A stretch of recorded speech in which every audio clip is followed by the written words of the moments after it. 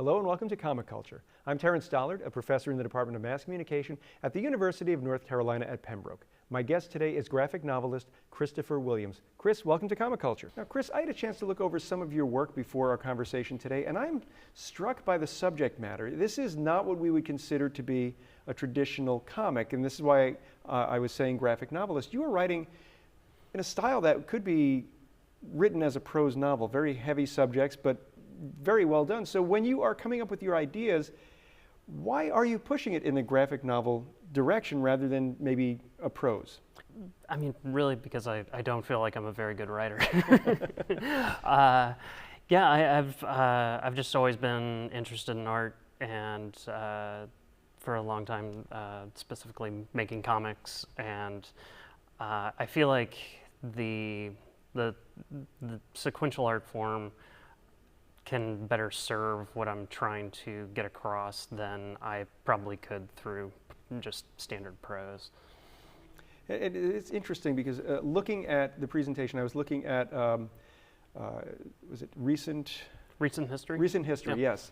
And what I really liked about this, as I was reading through it, is you are using empty space. You are using this pause between scenes, but also pause between emotions and sort of letting the audience become I guess, pulling you in a little bit more as a reader.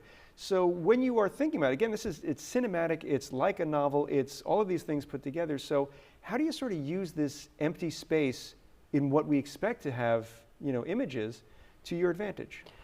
I just try to, I don't know, I especially with something like Recent History, I know that there's a lot going on with the narrative.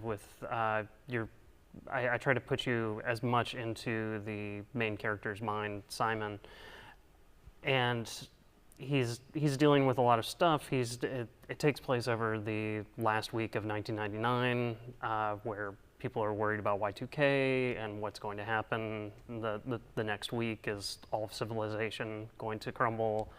He's dealing with issues with his family, and as he's doing this, he's going on a cross-country trip and trying to document old motels for a reason that I won't reveal. But there's a lot going on, and I try to use the space in there to just kind of illustrate the pauses that he's taken, that he's trying to clear his head and to be, I don't know, on as straight and narrow a path as possible. But there's almost as if sometimes from time to time, like in the early part of the book, he encounters a school marching band that their bus has left at a motel, and that their driver and their chaperone have left to go to the hospital. And so he's, with all the space that I kind of put in there, then suddenly these things sort of intrude into his life, and he's kind of forced into interacting and kind of having a story unfold for him. You are also I guess you're using color in a very interesting way, because most of the art, the line art, is black and white. Mm-hmm. But you are using a single color in each of these scenes, and I guess each of these mindsets that Simon goes through. So is this something that is conscious as you are developing the story, that you're going to use this color to sort of tie in and lead the reader one way, or is this something that just comes organically as you're doing? It was something that came somewhat organically. I was trying to, usually for a number of my previous books, I was doing, I do everything digital, so it's not an actual ink wash, but like an ink wash brush. So I would do that to do shadows and things like that. But for this, I wanted it to be very stark, and then use just single colors throughout to kind of signify different chapters, and then in the last chapter, I pull all of it away, and it's just the black and white as he's sort of coming to terms with what he has to come to terms with. So yeah, there wasn't necessarily a rhyme or reason to what colors I used to denote different things that he's going through, but but yeah, just using that specific palette, I figured out that I was very happy with the way that all looked together and would kind of progress through the book. And another thing that really comes through in your work is you have a great understanding of people. The acting that your characters display on the page is very believable. So as you are sitting down at the drawing board or at the tablet and you're working, is this something where you're struggling over the, how Simon's going to react when he meets somebody on the roof of a hotel or something? Or is this something where it's just kind of a natural flow and you kind of just lean into what feels right? It's kind of a mix of both. For a lot of it, it's different things. Like for this, different things would come to mind, different situations that I wanted him to encounter. I get into this sort of mindset with all the books that I've worked on, where and I never really see it coming, but there's always about 2/3, 3/4 of the way through working on the book, where for a week or so I'm just kind of bogged down and I'm kind of depressed, and then I realize, oh no, it's because like I'm working on the part where here comes the big thing that my character has to go through, and I feel bad that they have to, that I'm the one that's putting them in that situation, but in order to tell the story, I need to do that. It's interesting. A lot of artists will talk about having to get into the mindset of a certain scene or a certain character. So, for example, they might watch the same movie over and over again while they're working on a book, or they might listen to the same track of music while they're working on something and have different themes while it's a fight scene or while it's, a conversation at a diner. So as you are working on this, do you kind of pull into that, like I'm going to listen to the same thing over and over again as you're feeling these characters out, or is it something where, like you're saying, you just feel as you're drawing and that comes through?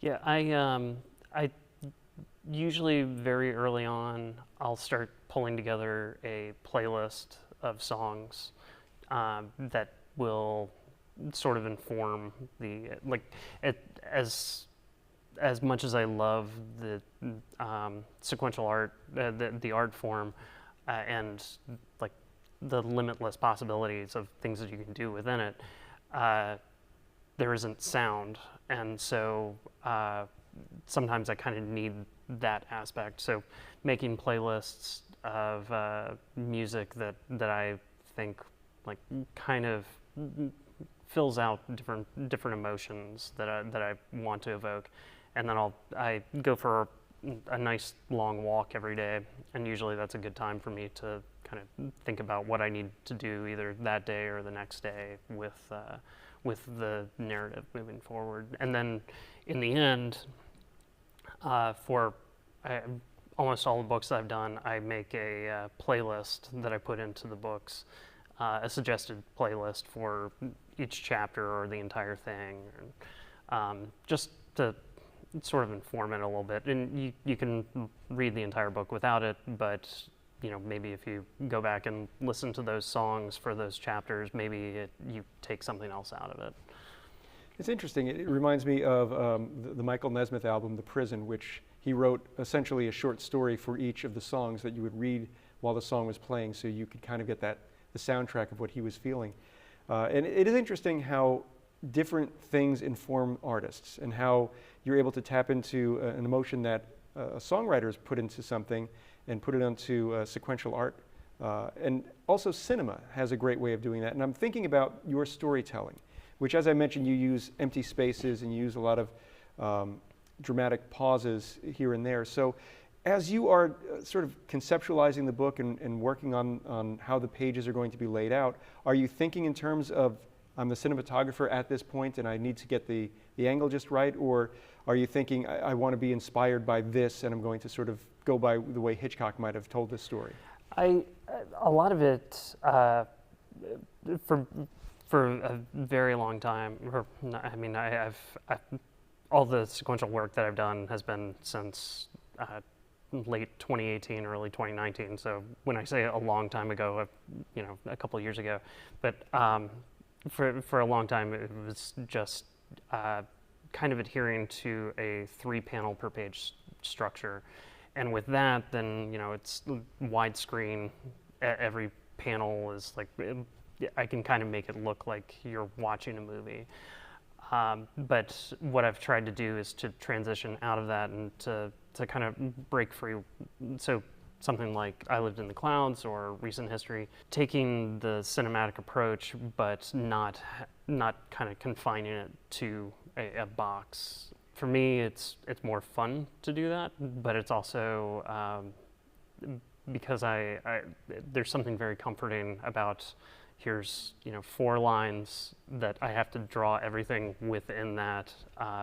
When you kind of do away with that and you have a bunch of open space to play around with, then it makes me a little more nervous about where I'm going to put things. And so, yeah, when I thumbnail everything out, I'm very particular about where I want things to be. I'll go back and I'll move things just, maybe an inch this way or an inch that way, or sometimes redraw entire chapters of something because ultimately the way the characters are standing or the blocking within the scene I realize doesn't work. And right now, it seems that most of Hollywood, the big studios, are putting out the blockbuster films that they hope are going to make the biggest return on their investment, and the character-driven films sort of have either gone away or are the purview of some streaming service. Mm-hmm.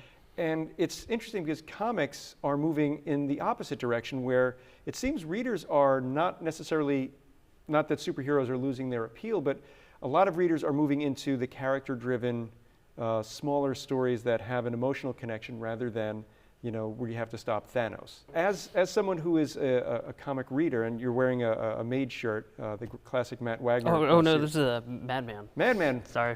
Well, you know what? They both have the lightning bolt. The dot's way down here, so yeah. So when you are reading comics and getting inspired by those comics, and you're getting inspired by what the media is doing today, how do you sort of, I guess, tell the story that you want to tell and connect with that audience?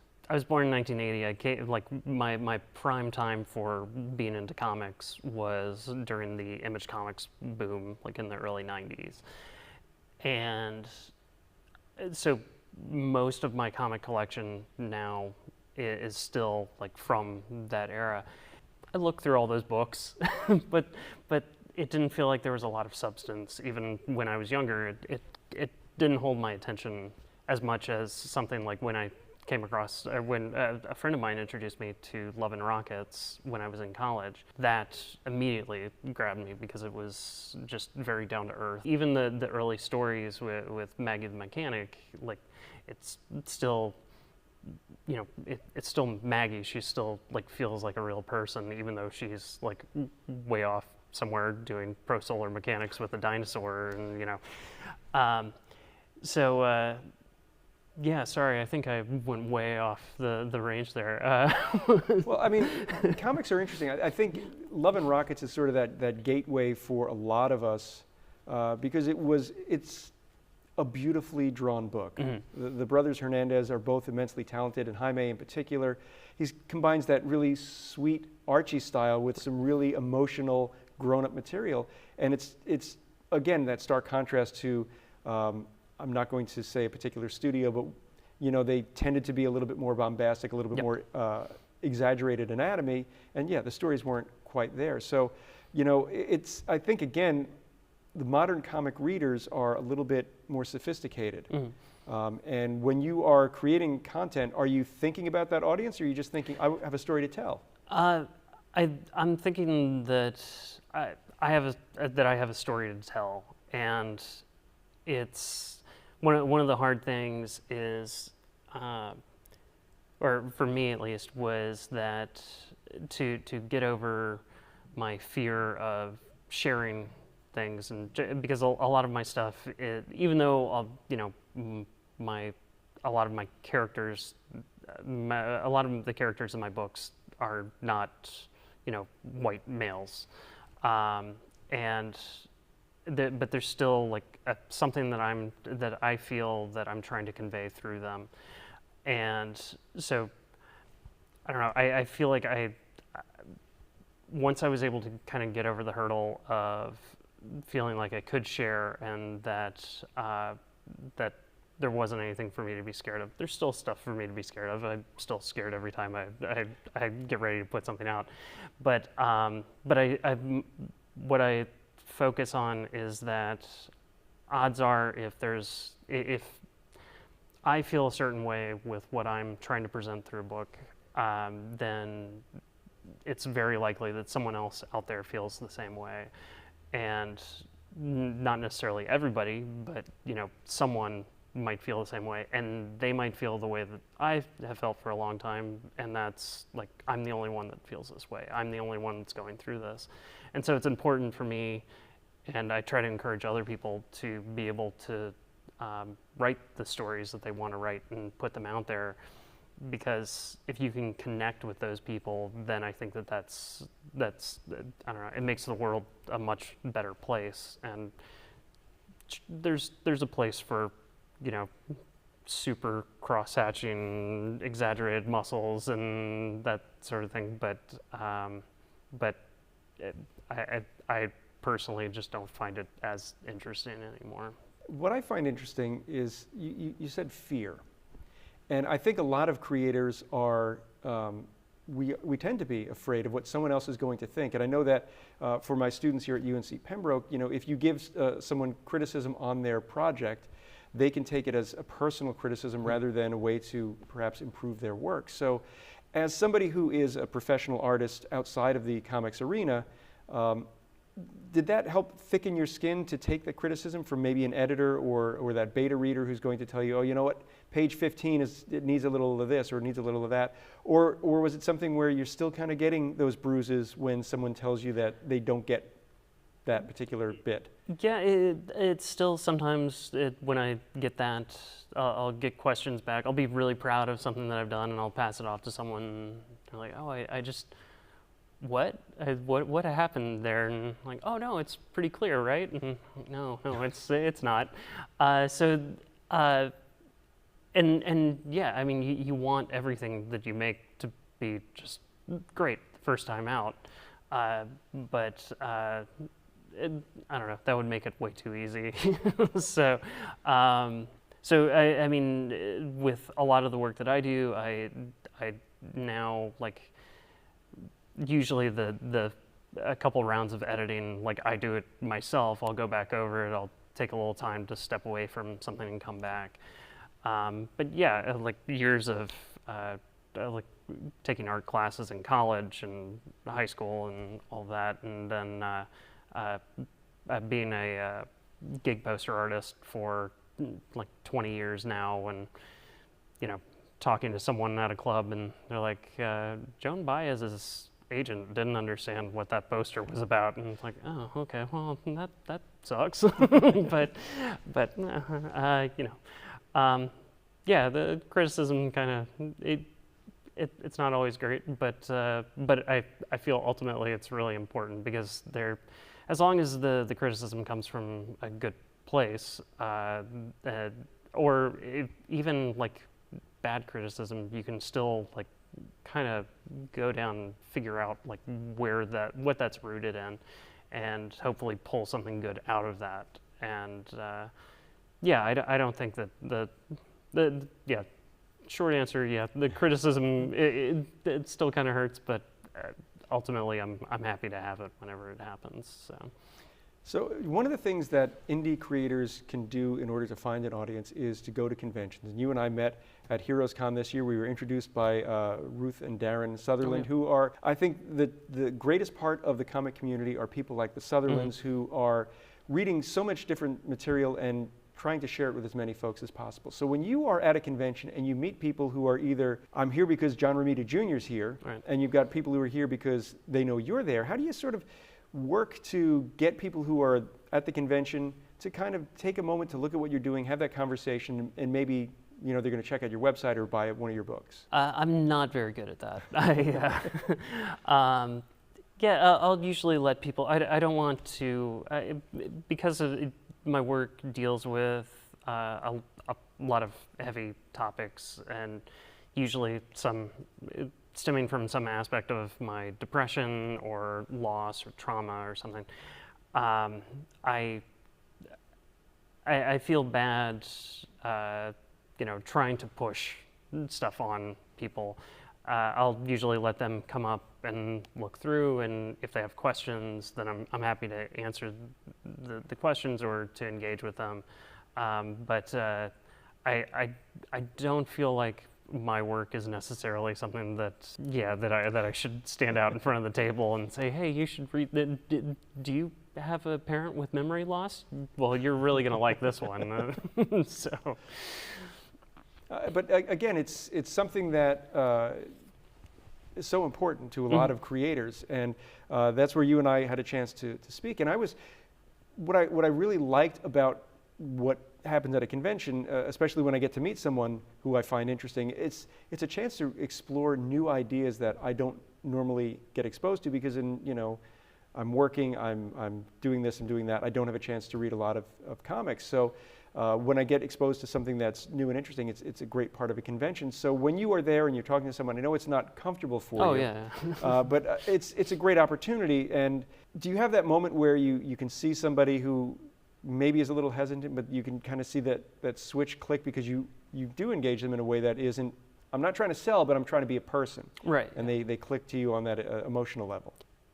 A lot of times it actually comes across, or it comes through with my being open about I have bipolar depression, and my mentioning that or bringing that up as they'll ask about one of the books that I've done, and then that'll kind of come up, and as like some of the earlier books especially dealt a lot more with like my sort of processing my depression, and that will usually hook some people in that that I'm actually willing to talk about that sort of thing, because more people are willing to talk about it now, but I know that when I was coming up, that was not something that was talked about. So I feel like it's, I'm always happy when people sort of seem to feel like there's a safe space to sort of talk about that, and like will tell me about their loved ones or their partner or something, or even themselves, and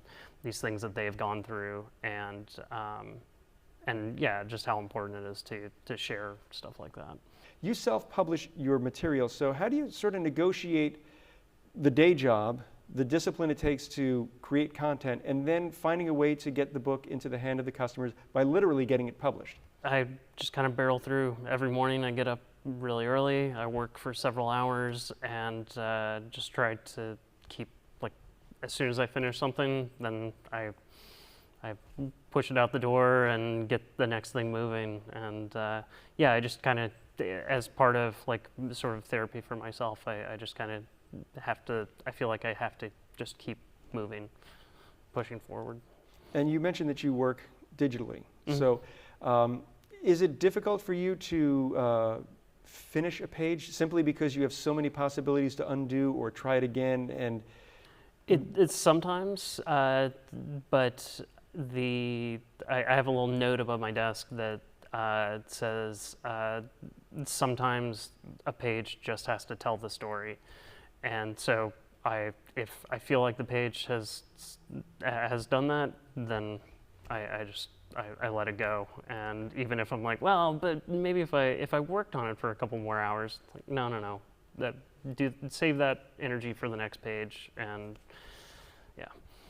And in the few minutes that we have left, it seems as if, especially for something like recent history, you've done a lot of research on classic motels, especially the signs outside, which were eye-catching because people were driving cars and they needed a place to stay. So is this something where you are just looking online, or do you go to old books? And how do you avoid not getting lost into, here's another cool one, here's another cool one? Well, there was plenty of that for this. For recent history, like during lockdown, I had an idea when I was traveling that I would go and I would actually do this, that I would document old motels. And I realized at some point that would be very expensive. So, and would require, I have a 16-year-old son. It's like, well, it would require me to be away from home a lot. And so yeah, some of it were photos that I took. They're based on photos that I took of different motels that I saw, and some of it's like going down that rabbit hole of old motels online. So. And if the folks watching at home wanted to find out more about you, where can they find you on the web to pick up a book like I Lived in the Clouds? At my website, plasticflame.com, I've got links to all of my books and links to my gig poster screen printing work that I've done for a couple decades. And I'm imagining that's a different discipline, but not any less satisfying. It causes back problems and shoulder problems, but I love it dearly. Well, Chris, they are telling us that we are out of time. I wanted to thank you so much for taking time out of your schedule and driving down to Pembroke today. Oh, thank you. I'd like to thank everyone at home for watching Comic Culture. We will see you again soon.